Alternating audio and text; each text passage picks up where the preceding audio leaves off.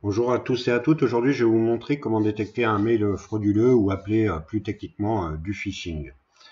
Donc, j'ai reçu hier après-midi hier matin, pardon, ce mail qui viendrait soi-disant de la Banque Populaire, m'informant que je dois faire une demande d'adhésion en ligne pour pouvoir utiliser ma carte bleue. Donc, je vais vous montrer qu'en 5 étapes, on peut détecter que ce mail est vraiment frauduleux et que c'est du phishing. En premier lieu, je vous montre avec ma souris que j'ai mis en noir pour que vous voyez bien, voilà, l'entête du mail. Donc Banque Populaire, comme vous pouvez le constater, il y a un problème sur cette partie-là. En effet, il manque le I et qui est remplacé par un D et avec une croix entre le D et le R. Donc déjà, vous pouvez vous dire que là, il y a un sacré problème, que déjà, ce n'est pas bon. Ensuite, le deuxième point, vous avez donc l'entête du mail qui est no replay.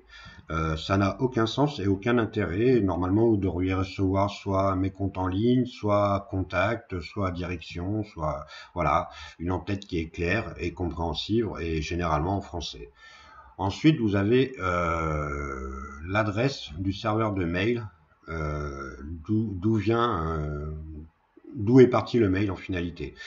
Là, c'est une adresse, pour moi, qui est inconnue. Ça devrait être plutôt @banquepopulaire.fr, banquepopulaire.com ou banquepopulaire.net, ce qu'on veut. Mais voilà, quelque chose de compréhensible et que le lecteur puisse être assuré avec ce genre d'adresse. Là, c'est pas le cas. On ne sait pas d'où ça vient, etc.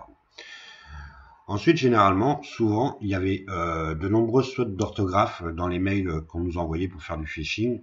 Depuis peu, en fait, ils ne s'embêtent plus. Ils copient carrément sur le site de la Banque Populaire ou sur des vrais mails qu'ils ont reçus pour eux, le texte de la Banque Populaire, donc généralement qui est sans faute. Sauf que ils ont rajouté là un texte qu'ils l'ont fait à la main. Là, vous avez une faute, c'est merci d'avoir examiné ER. Normalement, c'est et, donc déjà, ça fait une faute d'orthographe. De plus, généralement, les banques ou tout organisme, etc. et tout, utilisent toujours la même police d'écriture. C'est-à-dire que là, moi, je peux vous trouver à peu près 3 polices d'écriture différentes, ou du moins 2 polices d'écriture différentes, mais qui sont pas de la même taille et qui sont plus en gras que l'autre, etc. Là, vous avez ce qu'on appelle donc la classique, hein, la police d'écriture de machine à écrire, hein, qui sont connues par les écrivains. Généralement, c'est du Times New Roman, il me semble, ou du courrier, voilà. Et là, vous avez une simple police en Arial classique. Donc déjà, vous avez 2 polices différentes, ce qui n'arrive jamais sur des mails réels.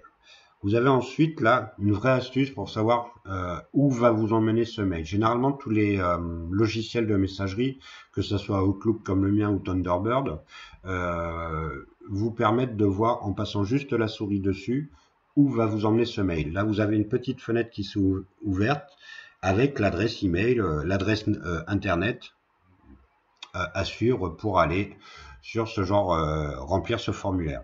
Donc là, moi, je vois que c'est http://217.61. Donc c'est même pas Banque Populaire /formulaire en ligne, Banque Populaire mes comptes, voilà, ça n'a rien à voir. Donc déjà là, ce point déjà devrait vous faire fuir. Mais moi, je vais cliquer dessus pour vous montrer où ça nous envoie et jusqu'où ils vont pour vraiment prendre les gens au piège. Alors je clique dessus. Donc moi, mon navigateur, il se met en route.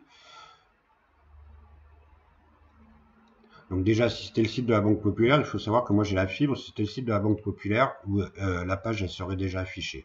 Donc soit la page elle a été blacklistée par les serveurs qui hébergent cette adresse internet, semblerait. Voilà. Donc les serveurs ont viré ce site de phishing. Donc tant mieux, même si vous cliquez dessus, vous n'avez rien à craindre. Mais moi, je vous conseille vivement de ne jamais cliquer sur ce genre de lien, surtout quand vous avez passé la souris dessus, vous vous rendez compte qu'il n'y a absolument pas Banque Populaire d'indiquer dans le lien. Voilà, je vous remercie, je vous souhaite une bonne journée et faites attention quand vous surfez sur Internet.